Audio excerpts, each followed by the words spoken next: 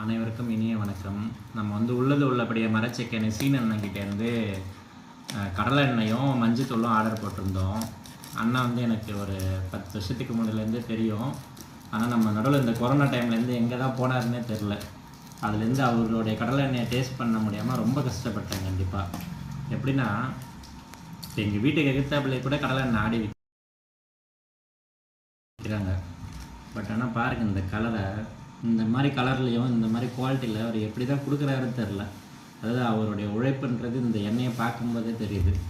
எவ்வளோ அருமையாக இருக்குது பாருங்கள். இந்த கலருக்கு கண்டிப்பாக சொல்கிறேன், இந்த மாதிரி கலர்லேயும் இந்த மாதிரி குவாலிட்டிலையும் கண்டிப்பாக வேறு யாராலையுமே கொடுக்க முடியாது.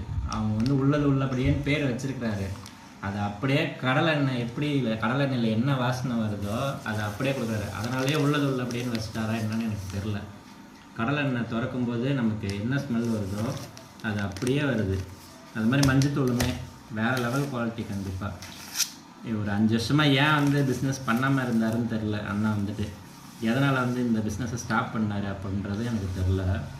கண்டிப்பாக இந்த டேஸ்ட்டில் இந்த கடலையில் வந்து நம்ம கையால் நசுக்குன்னா என்ன வாசனை வருமோ அது அப்படியே இருக்குது. நம்ம வீட்டுக்கு எதிர்த்தாப்புல இருக்கிற இடத்துல நம்ம எண்ணெய் வாங்கி வேறு வழி இல்லாமல், அதாவது மரச்செக்கில் ஆட்டின எண்ணெய் யூஸ் பண்ணணும் அப்படிங்கிற வேறு வழி இல்லாமல் வாங்கி யூஸ் பண்ணிகிட்டு இருந்தோம். கண்டிப்பாக இனிமேல் அண்ணனா எண்ணெய் விற்கிறத ஸ்டாப் பண்ணுற வரைக்கும் அவர்கிட்ட மட்டும்தான் வாங்குவோம். கண்டிப்பாக எல்லோரும் சப்போர்ட் பண்ணுங்கள்.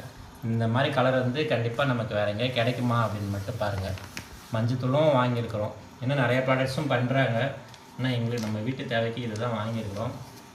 இந்த கடலை எண்ணெய் மாதிரி வாழ்க்கையில் வேறு எங்கேயுமே சாப்பிட்டதே இல்லை. நம்மளுடைய பழைய ஒரு ஃபேஸ்புக் போஸ்ட்லேயுமே போட்டிருப்போம் இதை பற்றி, தெளிவாக அவரை பற்றி நான் எழுதியிருப்பேன். அண்ணனை பற்றி இந்த மாதிரி கடலை எண்ணெய் வேறு எங்கேயா கிடைக்குமான்னு மட்டும் கமெண்ட்டில் சொல்லுங்கள். தேங்க்யூ.